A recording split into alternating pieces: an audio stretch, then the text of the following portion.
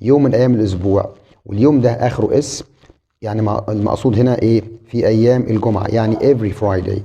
يبقى دي عاده، يبقى ده مضارع طبعا بسيط، ومضارع بسيط مع المفرد الغائب بينفع طبعا بالفاعل زائد doesn't زائد المصدر، وطبعا هي هنا مفرد غائب، وطبعا الفاعل زائد don't زائد مصدر لو كان الفاعل هنا I او we او you او they.